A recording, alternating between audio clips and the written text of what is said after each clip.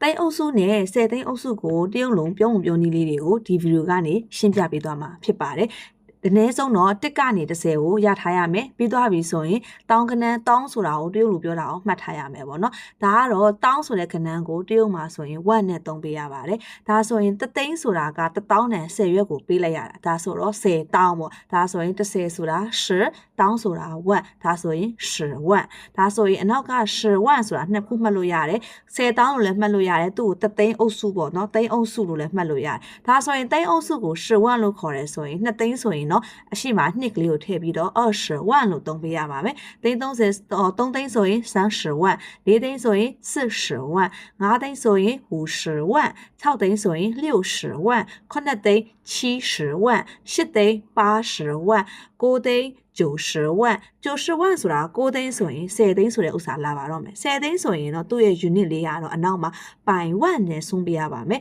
ပိုင်ဝက်ဆိုတာကိုနှစ်ခုမှတ်ထားရမယ်10သိန်းအုပ်စုလည်းဖြစ်ရမယ်ပြီးသွားပြီဆိုကိုက10သိန်းလို့ပြောချင်တဲ့ချိန်ကျရင်1ဆိုတဲ့နံပါတ်လေးကိုလည်းတွဲခေါ်ပြီးသုံးပြရမယ်အဲ့လိုမျိုးရီပိုင်ဝက်လို့ပြောလိုက်တဲ့ချိန်ကျရင်သူများကမျက်စိထဲမှာ10သိန်းဆိုတာကိုမြင်သွားမယ်ပြီးသွားပြီ10သိန်းပြီးသွားပြီဒါပေမဲ့သိန်း30ပေးချင်တာသူများဒါဆိုရင်10သိန်းအုပ်စုကိုတင်ထားတာပိုင်ဝက်နဲ့တင်ထားတယ်ဆိုရင်နောက်တစ်ခုကကြတော့သိန်း30ဖြစ်တဲ့နှစ်ကလေးကိုတော့ unit ဖြစ်တဲ့နှစ်ဖြစ်တဲ့ပေါ့နော်လျံလေးကိုသုံးပေးရတယ်လျံပိုင်ဝက်ပြီးသွားရင်သိန်း30ဆိုရင်တော့3ပိုင်ဝက်သိန်း40 10ပိုင်ဝက်အနောက်ကပိုင်ဝက်ကို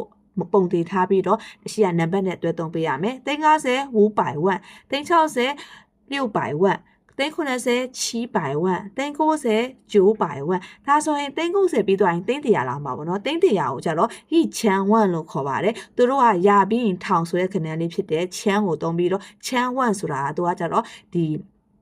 100ပေါ့နော်သိန်း100အဲ့တော့ဟိချန်ဝက်သိန်း100ဒါဆိုရင်သိန်း100ပြောချင်တယ်ဆိုရင်တော့လျံချန်ဝက်ပေါ့နော်အဲ့ဒါလေးကတော့ကိုယ့်ဟာကိုပြောပြီးတော့ comment အောက်မှာရေးပြီးလို့ရပါတယ်နောက်ဗီဒီယိုဒီမှာပြန်တွေ့မယ် see you